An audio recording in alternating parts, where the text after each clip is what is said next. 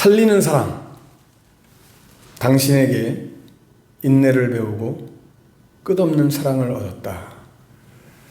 과거를 거슬러 오늘을 눈 떠서 바라보는 희망의 꽃망울이 천생연분을 맞으며 아낌없는 향기를 준다.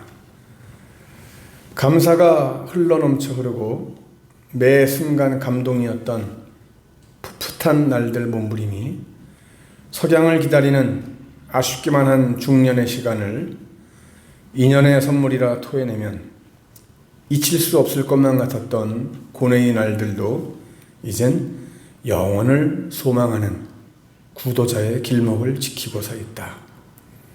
어떤 미움도 부끄러운 미안함도 눈물의 고백으로 닦아주니 오늘도 내일도 생명의 새싹으로 피어난다.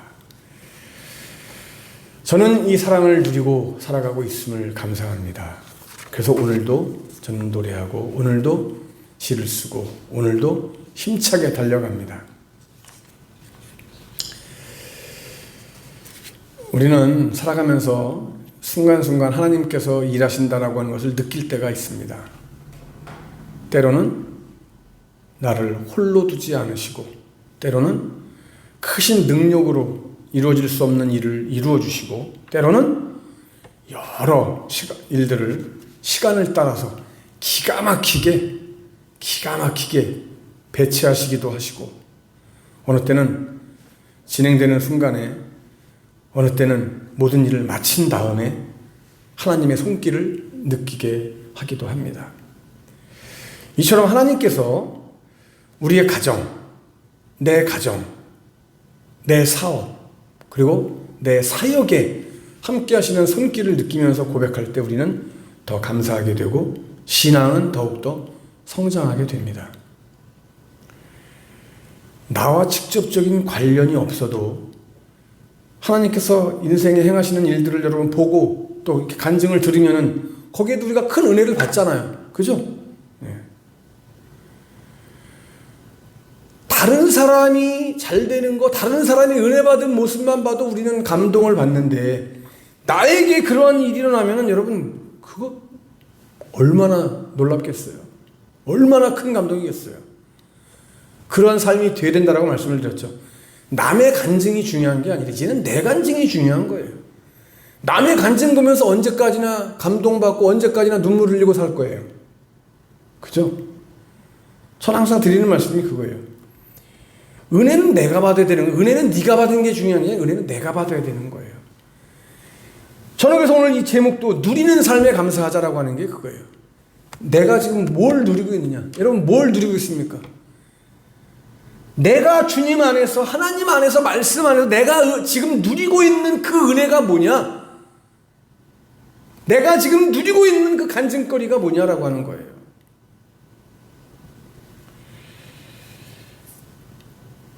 전 이번 주간에 한 주간에 가장 기뻤던 일 가운데 하나는 그 지금 음악하는 친구 저보다 5살 어린 후배이지만 정말 큰 병원에 입원해 있는데 제가 이렇게 잘 알지는 못하지만 한두 번 이렇게 봤지만 꼭 찾아가서 한번 좀 이렇게 기도해 주고 싶어서 연락을 하고 제가 찾아가서 이번 주에 대화를 나누면서 기도를 해줬어요. 대화를 해보니까 모태신앙이래요. 전에 자기가 옛날에 오살리 기도원에서 찬양인도까지 했었대요. 그리고 찬양 음반도 내가지고 오살리 기도원에서 찬양 테이프가 자기가 제일 많이 팔렸었다는 얘기도 해주더라고요. 모태신앙이래요. 그런데 어떻게 여차여차해서 삶이 지금 제가 이렇게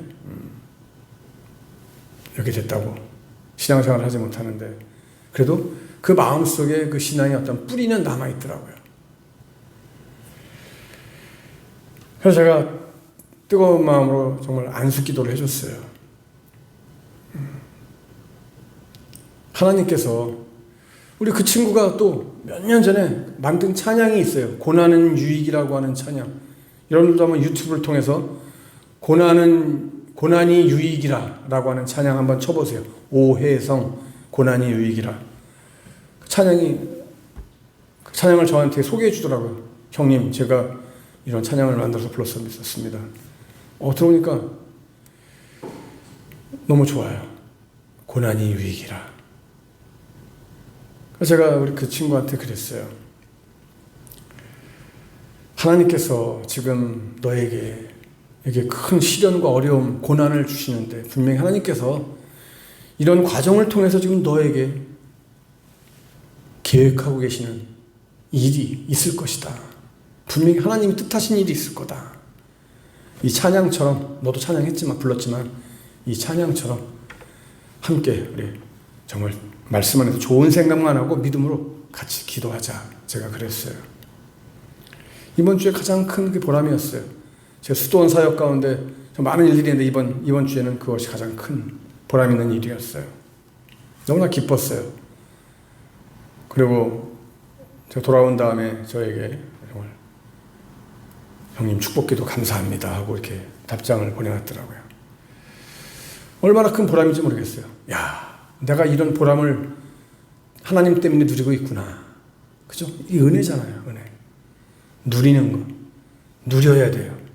여러분, 이스라엘 백성들이 땅을 분배받는 그 과정을 여러분 우리가 다 세세하게 살펴볼 수는 없지만 지난주까지도 살펴봤지만 이게 하나님이 얼마나 세밀하게 계획하시고 땅을 분배하셨는가 하는 것을 우리가 알 수 있어요. 우리의 삶에도 하나님이 동일하게 그렇게 세밀하게 역사하신다라고 하는 사실을 우리가 기억해야 돼요. 이걸 생각하면요, 자다가도 힘이 생기고 용기가 생기고 막 그냥 희망이 샘솟는 거예요. 그런데 여러분, 어쨌든 이스라엘 백성들이 야, 우리는 종살이만 벗어났으면 좋겠다 이거 있잖아요. 그렇지만 그들은 예비하신 하나님이 약속하신 땅까지 얻어요. 근데 그 땅을 분배하는 과정 가운데서도 놀라운 은혜를, 하나님의 은혜를 체험하게 되는 거예요.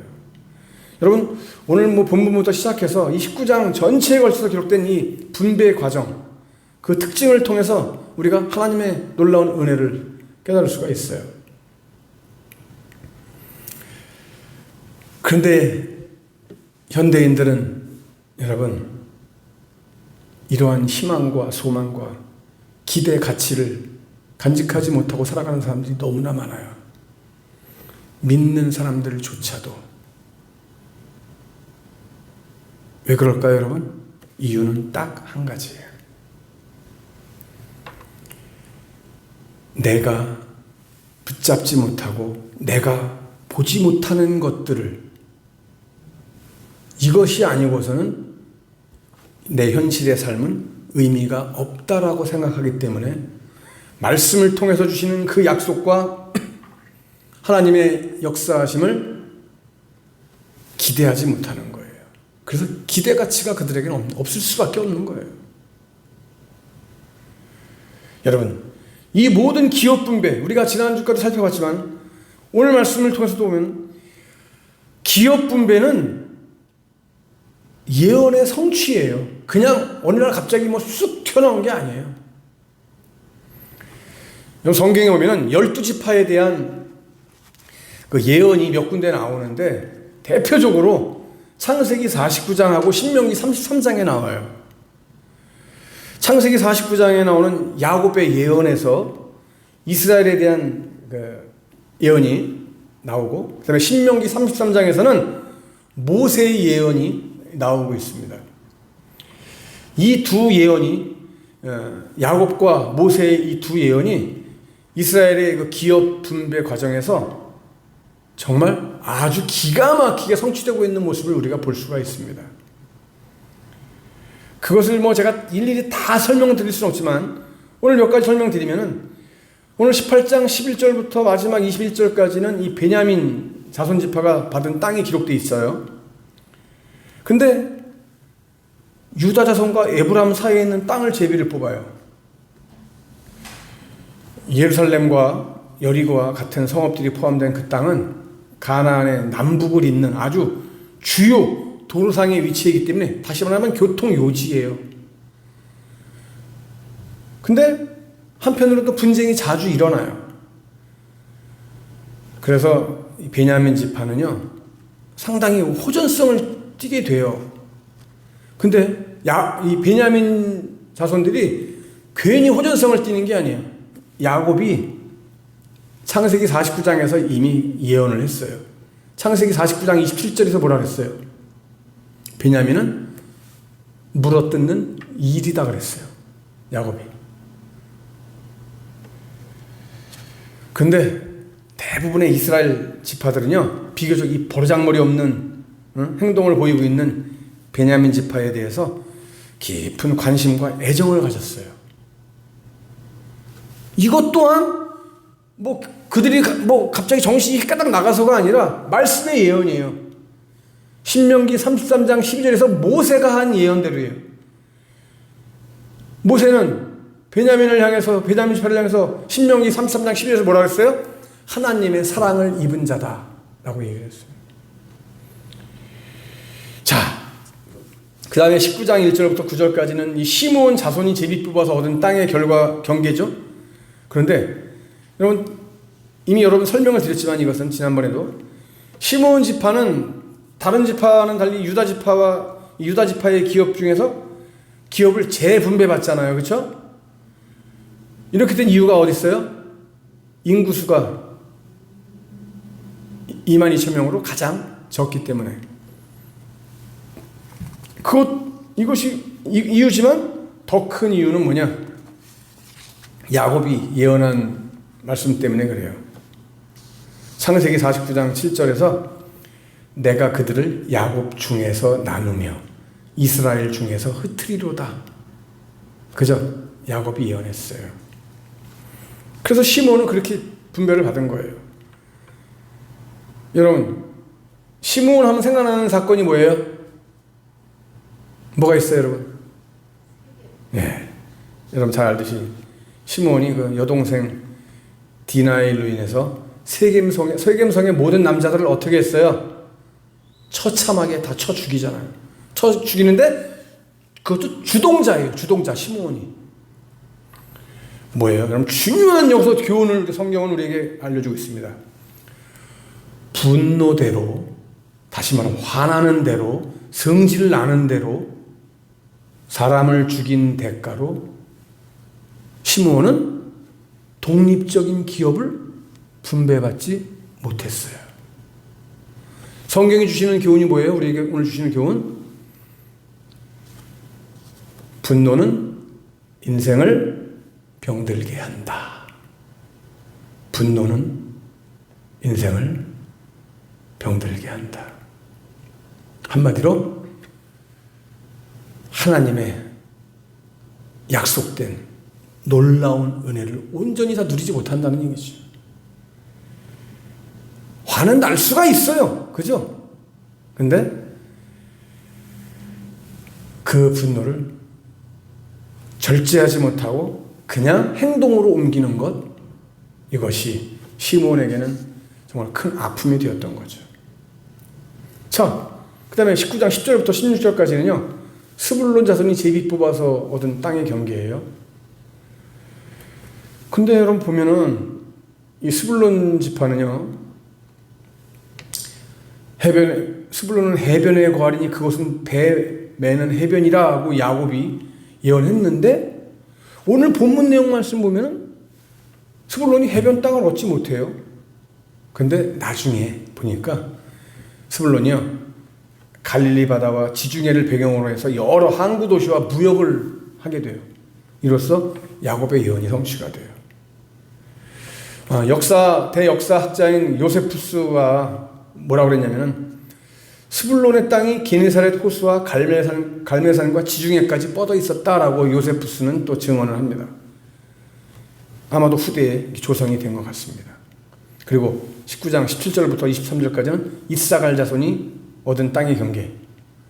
자, 이사갈 자손이 얻은 땅의 경계요, 그 영토내에는요 아주 비옥한 농지가 많았어요. 이것도 역시 그는 쉴 곳을 보고 좋게 여기며 토지를 보고 아름답게 여기고 어깨를 내려 짐을 메고 앞지 아래서 섬기리로다 라고 하는 야곱의 예언이 이렇게 성취된 거예요. 그리고 한편 19장 24절부터 31절까지는 아셀 자손이 얻은 땅이 기록되어 있어요. 이것 역시 아주 비옥한 평야지대예요. 비옥한 땅이에요. 이것 역시 창세기 49장 20절에서 야곱이 아셀에게서 나는 식물은 기름진 것이라 라고 야곱이 예언했어요. 그대로 이루어진 거예요. 모세도 역시 아셀 자손을 향해서 아셀은 많은 자식들이 많은 복을 받게 될 것이다. 그 형제에게 기쁨이 되고 그 발이 기름에 잠길지로다 라고 이렇게 예언을 했어요. 자, 그리고 19장 32절부터 39절까지는 납달리 자손이 얻은 땅의 경계가 기록되어 있죠. 갈릴리 바다를 포함한 갖가지 풍부한 산물이 나는 아주 비옥한 지대입니다. 이것 역시 모세가 신명기 33장 23절에서 은혜가 족하고 여호와의 복이 가득하다라고 하는 예언을 한 대로 성취가 된 거예요. 여러분, 이렇게 기업 분배가 예언의 성취뿐만 아니라 또 하나 뭐냐, 기업 분배는 열정적인 성취의 이야기이기도 합니다. 그것이 어디 나와요? 바로 이제 19장 40절부터 48절까지 나오는 단지파가 제비 뽑은 영토가 기록되어 있는 데 나오고 있어요. 이 단지파는요, 유다지파에 이어서 두 번째로 인구가 많았는데 이에 비해서 분배받은 영토가 작았어요. 그죠?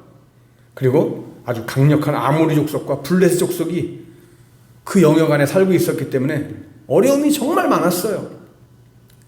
그래서 나중에 이 단지파는 레센을 쳐서 자신들의 영토를 사봤는데 성경은 이것을 가리켜서 단자손의 지경이 더욱 확장되었다라고 기록하고 있죠. 그들의 행한 일을 칭찬하고 있어요. 근데 여러분, 중요한 것은 뭐냐면 그 어떤 지파든 하나님께서 각기 기업을 주셨다라고 하는 사실이에요. 모든 지파에게 각자의 기업을 주셨어요. 각자의 분깃을 주셨단 말이에요. 여러분, 오늘 이 말씀이 우리에게 주시는 교훈이 뭐예요? 하나님은 우리 모두에게, 우리 각자에게 다 분깃을 주셨어요. 나만의 분깃이 있는 거예요, 여러분. 이걸 온전히 누릴 수 있는 삶이 돼야 돼요. 그런 사람은 항상 기뻐할 수 있어요. 감사할 수 있어요. 고백할 수 있어요. 증거할 수 있어요. 무엇을? 나는 하나님의 은혜를 누리고 있다. 와, 제가 요즘에 아주 좋은 노래가 하나가 생겼어요. 저 자신을 바라보면서 야, 이거 나 자신에게 불러줘야지 하고 제가 배우고 있어요. 가사를 제가 불러줄게요. 이러한 삶을 여러분들로 누리기를 바라요. 제목, 인생아 고마웠다. 오늘 집에 가서 꼭 들어보세요. 인생아 고마웠다. 사람이 나를 떠나도, 세상이 나를 속여도 내 곁에 있어 주어서 인생아 고마웠다. 사랑이 나를 떠나도 그것은 내 몫이라고 나에게 말해 주어서 인생아 나 부탁을 한다. 나 두 눈 감는 날에는 잘 살았다고, 훌륭했다고 그 말만 해주라. 눈물이 많은 삶이어서 고생했다 말해주라. 배운 게 많은 삶이라서 아름답다 말해주라. 인생아 고마웠다. 빈몸으로 태어나도 많은 걸 채워주고 빈몸으로 보내주어서 인생아 나 부탁을 한다. 나 두 눈 감는 날에는 잘 살았다고, 훌륭했다고 그 말만 해주라. 눈물이 많은 삶이어서 고생했다 말해주라. 배운 게 많은 삶이어서 아름답다 말해주라. 인생아 고마웠다. 인생아 내 인생아 참 고마웠다. 인생아 사랑한다. 인생아 사랑한다. 내가 노래를 불러드렸으면 더 좋았을 텐데 노래는 아직 잘 몰라서 대충만 알아서 가사만 전해드렸습니다. 노래가 좋은데, 가사도 좋은데 여기에 하나가 딱 빠졌죠. 우리에게는 뭐가 빠졌을까요? 예? 이 가사는 보면 이게 세상 노래가 그럴 수밖에 없는 거예요. 그게 한계예요, 사실은. 예. 뭐라고 그랬어요? 예. 눈물이 많은 삶이어서 고생했다 말해주라. 배운 게 많은 삶이어서 아름답다 말해주라. 자, 눈물 많은 삶이고 배운 게 많아서 뭐 그 삶이 고생했다고 아름답다라고 말을 할 수 있어요. 좋아요. 충분히 그렇게 나를 자신을 격려해 줄 필요 있어요. 그래, 잘 살았다. 참 내 인생 잘 살았다. 고마웠다. 수고했다. 라고 해줄 수 있어요. 하나 빠진 게 있어요. 뭐예요? 나는 하나님 안에서 은혜를 누리고 살아왔다.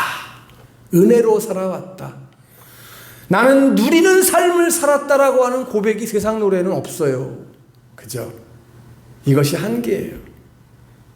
그래서 저는 이 노래에다가 그렇게 붙여서 고백을 하는 겁니다. 하나님 은혜로 살아오게 하심을, 누리게 하심을 감사합니다. 그 은혜를 누리면서 산 경철아, 수고했다. 고마웠다. 사랑한다. 오늘 주시는 이 말씀을 통해서 하나님의 이스라엘을 향한 기업 분배를 통해서 우리도 다시 한번 놀라운 은혜를 마음껏 누리며 살아갈 수 있는 저와 여러분 될 수 있기를 주님의 이름으로 간절히 축복합니다.